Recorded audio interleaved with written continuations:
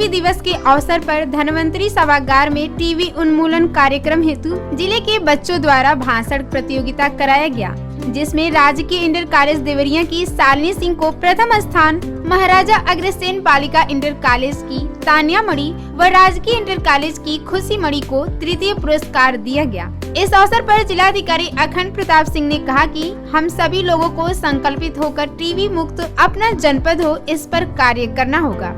उन्होंने इस अवसर पर कहा कि पूरे जनपद के टीबी रोगियों को हम लोग मिलकर पोषण पोटली देंगे, उन्हें पूर्ण रूप से ठीक होने तक दवा की व्यवस्था करेंगे, जिससे जनपद में टीबी रोग का उन्मूलन हो सकेगा।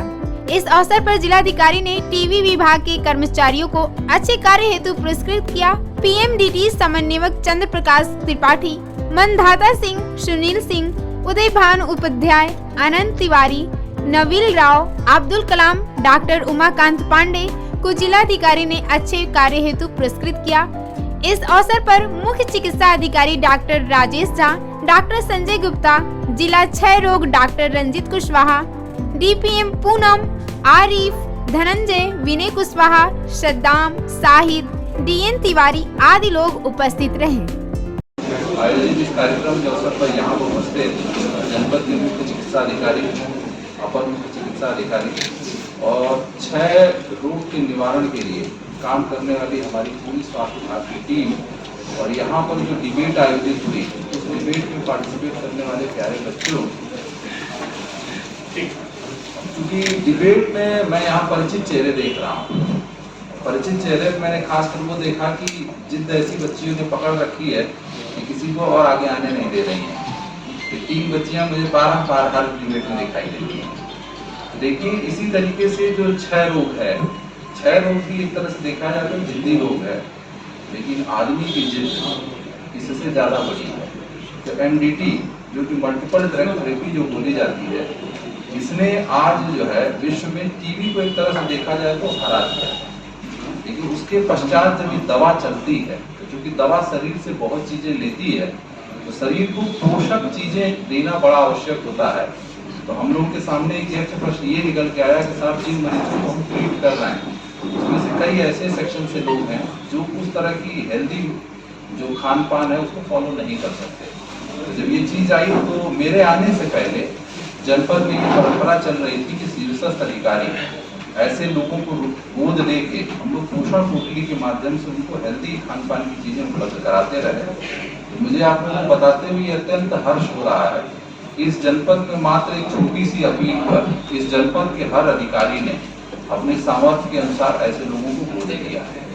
जिसमें जो शुरुआत की गई तो कुछ लोग मेरे द्वारा गोद दिए गए, मेरे कप्तान साहब के द्वारा, हमारे सीडीओ साहब के द्वारा, और हर अधिकारी ने किसी न किसी को गोद दे रखा है। तो उसके अग्रिम कड़ी में मैं ये चाहता हूँ कि अब जितने बच रहे हैं, जैसे जिन लोगों को हमने गोद ले लिया वो तो बहुत अच्छा, इसके अतिरिक्त जो बच जाते हैं उनकी भी सूची मुझे उपलब्ध कराई जाए, ताकि जनपद में जो संभ्रांत लोग हैं उन तक हम अप्रोच करके उनको भी गोद दिलवा दें, ताकि हमारे जनपद में जितने भी क्षय रोग से पीड़ित जो रोगी हैं, जो कि इस समय रिकवरी पर हैं, उन सबको पोषण पोटली हम आसानी से उपलब्ध करा पाएँ। तो हमारा अगला लक्ष्य ये है कि 100% रोगियों को हम पोषण पोटली देंगे जिनकी आवश्यकता है। विश्व टीबी दिवस के अवसर पर पूरे जनपद को अपने टीबी विभाग के कर्मचारियों एवं जनमानस की सहायता से टीबी मुक्त कराने का मेरा सपना है। प्रधानमंत्री नरेंद्र मोदी जी का ये सपना है कि भारत को 2025 तक टीबी मुक्त कर दिया जाए। इस ओर आपके क्या कदम है और आपको कहां तक सफलता मिल रही है?